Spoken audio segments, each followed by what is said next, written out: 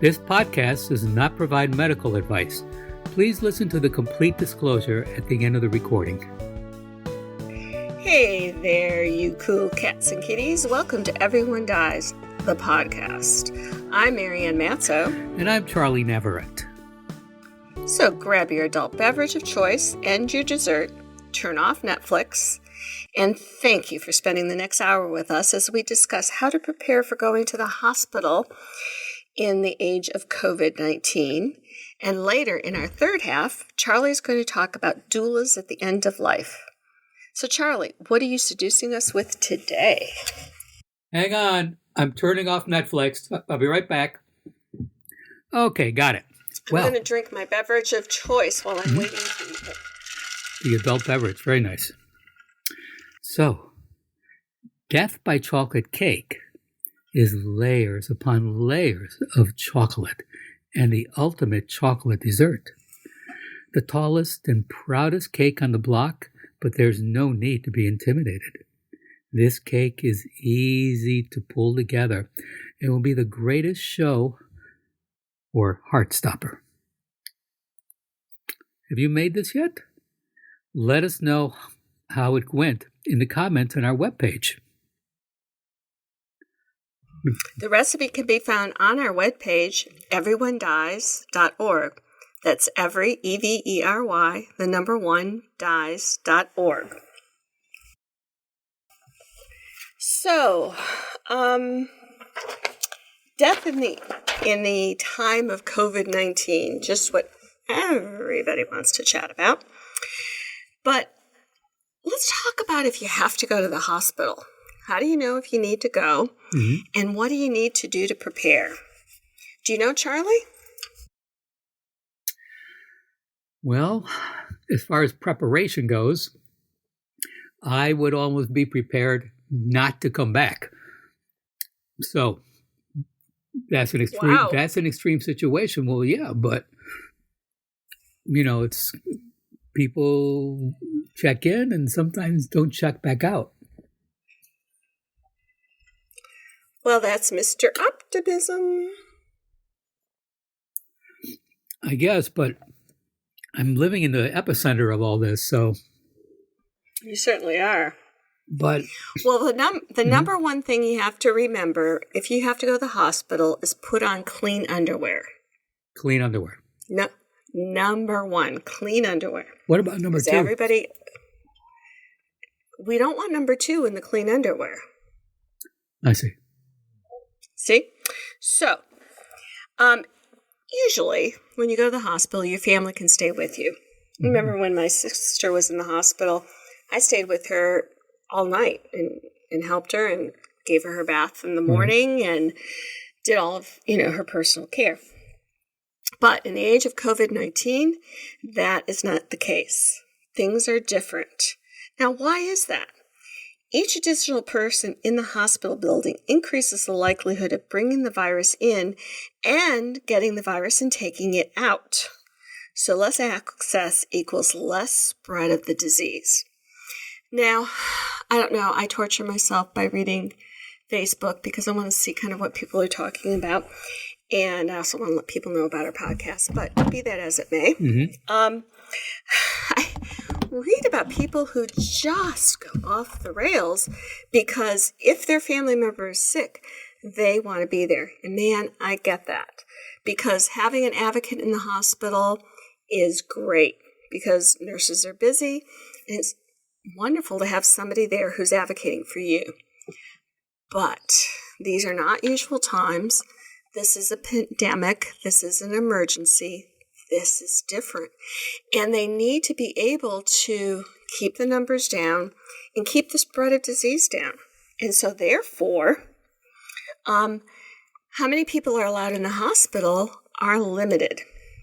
So people will say, I have the right to take care of my relative. I'm not going to trust them and the busy nursing staff. No one can take care of the person that I love like I can. All of that is true. But we have to ask people to give up some things in the name of keeping this disease from infecting people who would not otherwise be affected. Policies are going to vary from state to state from hospital to hospital. Look at your hospital webpage for information about visitation. But some things we do know. Visitors who are sick will not be pimentoed or pimentoed. Or pimento. Either way. Yeah. Either way, you're not going to be permitted in the hospital. And this is without exception. Nowadays, when you go to the hospital, when you walk in the door, there's a table, there are nurses, and they are armed with thermometers. And they check your temperature. And if you're over, I don't know what it is, 99, they're not going to let you in because that's a low-grade fever, and they're just not going to let you in. They're checking all staff. They're checking everybody.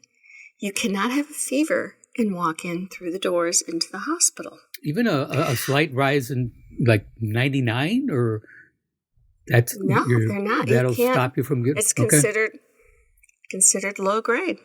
Okay.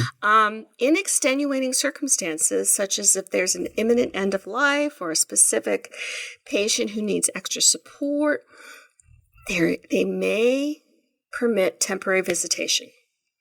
In some hospitals, they are refusing visitors even if the person is at the end of life. That's the situation here.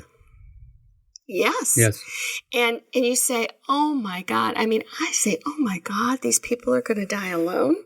And the nurses who are so busy taking care of these active patients are left in a position of also having to comfort them at the end of life, to hold their hand, to make sure they're connected by, video or phone in some way.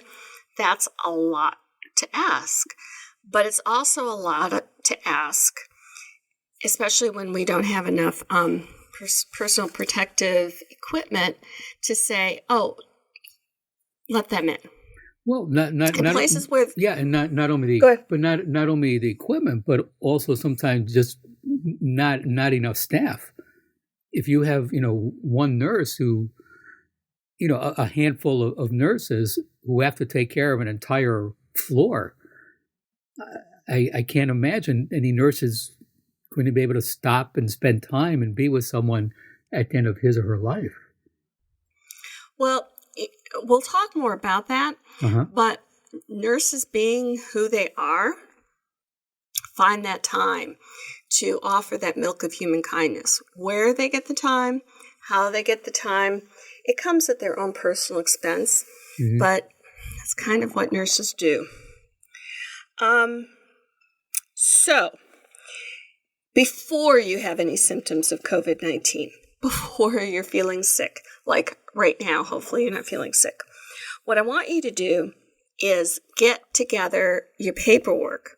So if you become sick, you get your envelope, your go bag, and you say, I've got everything.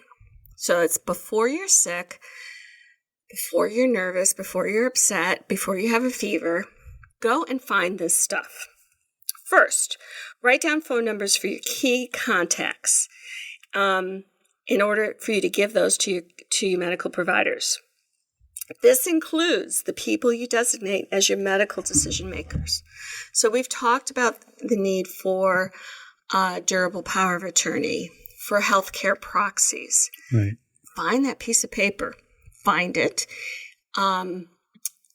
If you've never filled one out, go to the website. We gave that information on the website, or just Google durable power of attorney for whatever state you're in, and it'll pull it right up. Print it off, get 2 signatures or whatever they require. Usually the signatures are from anybody who you don't name on that form. So if I say, Charlie, I want you to be my medical decision maker, you can't also sign the form as a witness. You need somebody different. In Oklahoma, does the form need to be notarized?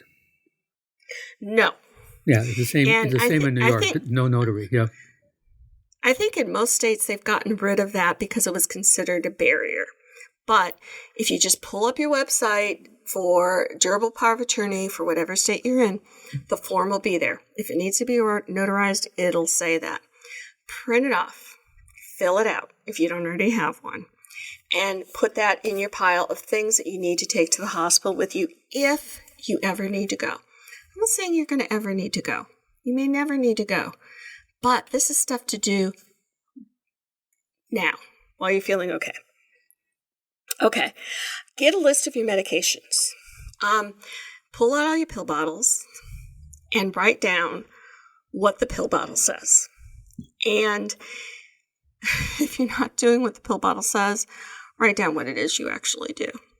So if it says that you're supposed to take 4 milligrams 3 times a day and you take 2 milligrams once a day, write down what you really take. Because if they order for you 4 milligrams 3 times a day, they're going to overdose you because that's not what you've been taking.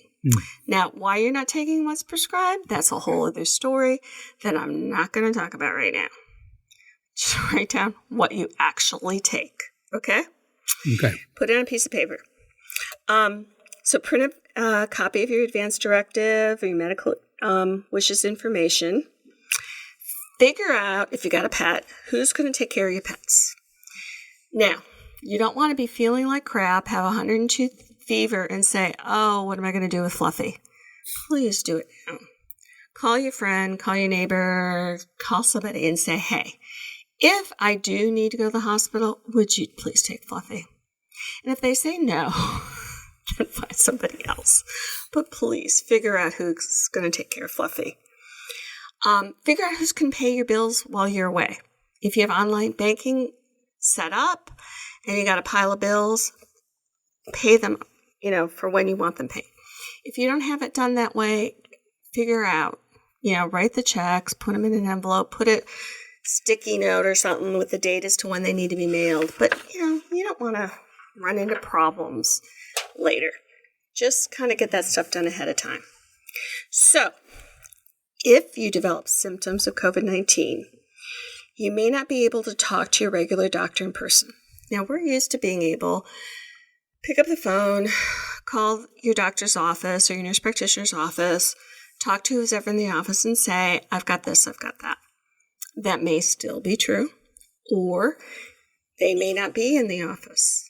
So you need to figure out, or you might say, I need to come in and be seen. Well, a lot of doctors are now doing virtual visits.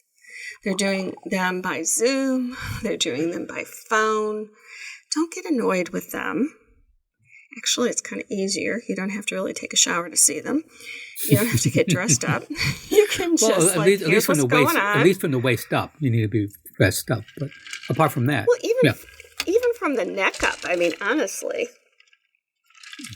So, don't get annoyed with them. If they're doing it by phone, if they're doing it by Zoom, just that's the way of the world right now.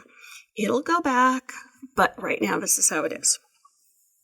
If you get very sick or have difficulty breathing, what you want to do is go to the hospital emergency room. So, if you get a slight fever, like that 99 fever that we were talking about, if you are feeling tired, if you've got a runny nose, well, take it easy, drink lots of fluids, pay attention to your temp. If you get to the point where you are having any trouble breathing, that's when you need to go to the emergency room. And in our next episode, we're going to talk about what exactly this virus does. And I'm going to be kind of explicit, so be forewarned. But it kills you. If you have... Thank you, Charles. Well, in a worst case scenario, it kills you. Yeah, that's, what's it called when you ruin the ending? Oh, spoiler alert? Yeah. There we are. Spoiler alert. It doesn't kill everybody. No, but we're going to talk about that. Right. We're going to talk about that. So, but promise me, if you get short of breath, if you're having trouble breathing, you go to the emergency room. So, when you go to the hospital, a lot of times you have to be dropped off at the emergency room. They will not let your family come in. I had a friend who's, teenage kid was sick. It was like, drop him off. And I thought to myself, Jesus, I couldn't imagine my kids as teenagers and dropping them off at an emergency room. God knows what would happen. Yeah. But that's the situation now. You know that your family may not be allowed to visit you. You might be used to going to one particular hospital. Well, in this day and age, you might have to go to a different hospital because maybe they're separating the hospitals by COVID and non-COVID. And the one that you're used to going to is a non-COVID hospital, but you have COVID symptoms, so that you're going to be sent to a different hospital. Not only that, I mean, there are also so many rural hospitals that are closing or have closed just because there's no money to keep them open. Right, so you don't want to fuss about it. I know you want to fuss about it, but it's not going to make any difference. Mm. This is a pandemic. The rules are different. We're, as healthcare professionals, want to give you the best care possible, given the restrictions we have in this pandemic environment. Okay? Mm-hmm. Some people with COVID-19 may get so sick that they're going to need a breathing machine or a ventilator. It's possible you might end up being in the ICU for weeks. That can happen. Now, if you're put on a ventilator, what they do is they put a tube down your throat, because that's how they connect the tube, is that way. The other way they can connect it is they can put a hole in your throat, kind of between those two bones up by your neck there, your clavicle, like where you would wear a necklace. But they typically do not do that until you've been on the ventilator for a little while. But if it's kind of thinking, oh, this will be a short-term thing, they'll just put that tube down your throat and they'll connect the ventilator to that tube. But when you got a tube down your throat, you can't talk. Typically, they're going to sedate you with medicine, so you're asleep. You kind of really won't know what's going on. And you might have your kind of wrists tied down because it's a reflex to want to pull things that are in your throat, pull them out. And so they'll tie your wrists down so that you can't just reflexively reach up and pull that out. The ventilator will breathe for you until you're recovered enough to breathe for yourself. But you've heard about the death rate. Even with a breathing machine, many people don't survive. People die from COVID-19 when their bodies aren't able to heal their lungs. And even for people who survive, their health, their physical function, their quality of life may never be the same as it was before the illness happened. Now, the doctors and nurses are going to work really hard to be sure that you survive having COVID and that when you leave the hospital, that you're going to be weaker, but able to recover and do what you did before you got the virus. That's not a promise. That's an effort that we make. That's the goal that we have. And hopefully we're going to reach that goal. A small number, a small percentage of people don't survive this virus. In our next episode, we're going to talk about those that don't survive the virus and what really happens when this virus goes into your body. But no, as your doctors and as your nurses, we're going to do our best to get you through this virus.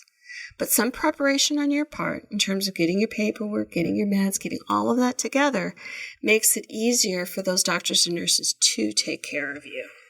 So when all that paperwork is together, and especially if you go in alone, who should get this paperwork to make sure your wishes are respected? What I would do is I would put it in an envelope and kind of leave it by the door, like in the old days when you were, well, I guess still now, when you're pregnant, you pack a bag and you put all the stuff that you need in it for the baby and for you. Mm-hmm. Do the same thing. Well, don't put baby stuff in it, but put your pajamas and all your paperwork in there. And if you need to go, if you get short of breath and you need to go, you've got everything you need right there. You don't have to think about it. If the virus passes and you don't ever need any of that stuff, praise the Lord, put all the stuff away. Keep that envelope, though. Put it somewhere where you can find it because it makes it easier if you ever do need to go to the hospital. So do you have any other questions, Charlie? Any things that you think are important that I forgot? I would just think if again, preparation is everything. If someone, I would even go with 2 or 3 copies, because, different nurses come in and out, there might be different doctors, and just to point out to, if there's one, familiar face that here, this is my paperwork. This is what I would like to have done if I can't speak for myself, because as you said, you're not going to have an advocate in there. And just to make your wishes known to everyone. And that's, unfortunately, considering how easy this virus is to spread, that's what's important, because we need to protect society and protect all the other people. And you can do this. You can prep. You can put that stuff in an envelope. You'll be okay. Just prepare it now. So you don't have to say, oh, now where did I put that and where did I put this? Just do it now. It'll be better for you. It'll be better for everybody. Now, if you check out our webpage, we have some resources there for you in terms of how to prepare to go into the hospital and prepping for your hospital stay. Those are good resources for you to take a look at that kind of reiterates what I've already said to you. So, in our third half, Charlie's going to talk about doulas. And before we ask Charlie to do that, please remember to write to us with your questions, your jokes, things you would not be caught dead wearing, and anything else that you would like us to know. And Charlie, I'm looking forward to hear about doulas. So, tell me. Well, Marianne, a midwife and a doula both support the childbirth experience. Midwives who have medical training focus on delivering healthy babies. Doulas offer physical and emotional support to a mother, before, during, and after childbirth. A midwife assists in the actual childbirth. Now, laws or certifications for a midwife vary state to state. So midwives have been recognized, as far back as the ancient Greeks and Romans. The term doula goes back to the ancient Greeks, kind of got lost in history for a while, but became common again beginning in the 1960s. The word doula translates to handmaiden or servant. Now, on the far end of the life cycle spectrum is, of course, death. A death midwife, also known as a death doula, also known as an end-of-life doula, is basically assists people in the dying process. Death is a natural part of life, so a death midwife can help a client, to create plans for the end of life, and offer different various levels of support and information. They can help to provide a path to a good death. Death, like birth, is a transition. A death midwife is a fairly new phenomenon. There's no official nationwide certification, but certification is available. The purpose of a death midwife is to provide, basically a comfortable and natural death as much as possible. Across America, there has been a spike in people dying at home recently. And people speculate that it's possible this jump is a result of, people being infected by the coronavirus who didn't seek treatment or maybe simply decided to shelter in place. There was a woman, 66-year-old Luann Dajan, was in a nursing home when she died of the virus. Leading up to her death, Ms. Dajan turned to Alexa, that gizmo Amazon puts out that can play music, make lists, and give information through voice interaction. It can also record your voice. Well, Ms. Dakin made around 40 recordings, asking Alexa, to help her with various problems, including pain relief. Such are the shortages of an available staff. And according to the New England Journal of Medicine, more and more people are choosing to die at home instead of hospitals. And this is where an end-of-life doula can step in, as they are becoming part of the end of one's life, though not everyone can choose where to die. As you mentioned, with someone suddenly having to go to a hospital, that may be the last time that you have a chance to talk with that person. Inside, hospital staff is overwhelmed. You are in your room. There's no phone you can use. Can't contact anyone. And that may be it. And now, in the time of coronavirus, more and more people are dying alone. Here in New York City, there's now a job called the Morgue Overflow Coordinator. New York City hospitals, New York City hospitals are overflowing with bodies, and those bodies are being refrigerated until there's time and space to be buried. If you are indigent or your family can't afford to bury you, you will be taken to the Potter's Field here. And right now at that Potter's Field, trenches are being dug to accommodate more and more bodies. With people who have a family and the family has means for a proper funeral, that ain't going to happen right now. Funeral homes, like any other place, cannot allow a lot of people to be there. So many times funerals are just simply being put on hold. So in the meantime, as I said, hospitals are overflowing with bodies, and those bodies are being refrigerated. If you take someone suspected of having the virus to the hospital, as you said earlier, remember, you can't go in. You have to remember that. So that car trip may be the last time you see or even speak to that person. So as you were saying about preparing paperwork, you also have to prepare for the end. Something you want to say, it may be in that car that's going to be your last chance to say it. Which gets us back to the support and comfort of a death midwife, who can offer something which unfortunately would not be available at that moment. People talk about death, but death is still a taboo subject. But as a country, we're getting better at talking about it.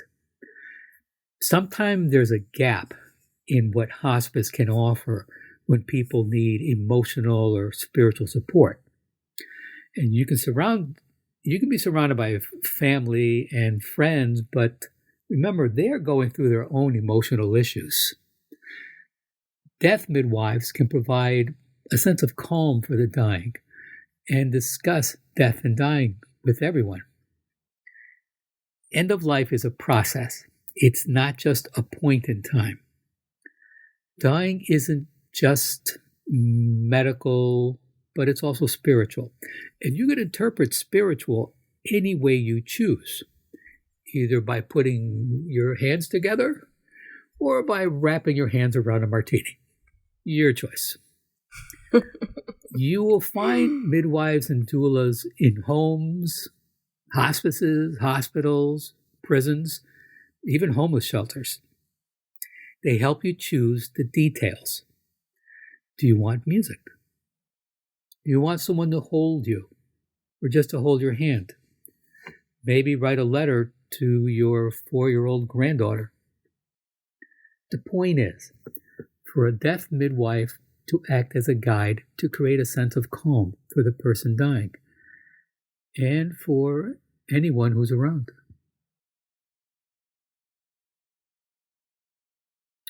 How do you find a doula? You can go online and just whatever city you are in, just put death midwife, Oklahoma City, death doula, New York, New York. How do you spell doula? DOULA. Okay. And the thing of it is, and then do you have to pay for somebody to do that? With a midwife, because both a doula and a death doula and a death midwife are both considered professionals. But again, a midwife has been around, helping from childbirth, for centuries. So they can be certified, and in a situation, yes, generally some payment will be there. Some midwives and doulas offer their services for free. Wow. But as it is growing, it is a growing industry, and people should be paid for their services. Mm-hmm.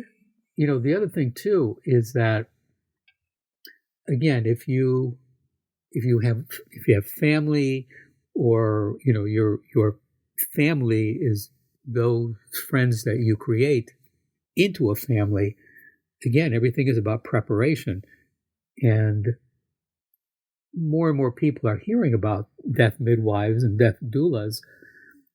So you would have time to find someone.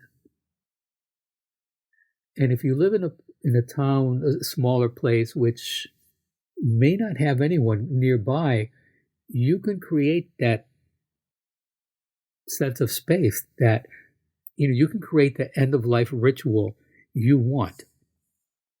It's easy to go online and just,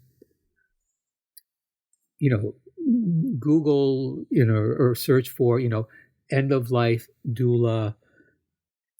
I don't want to say rules, but just that. What does a end of life doula do? What does end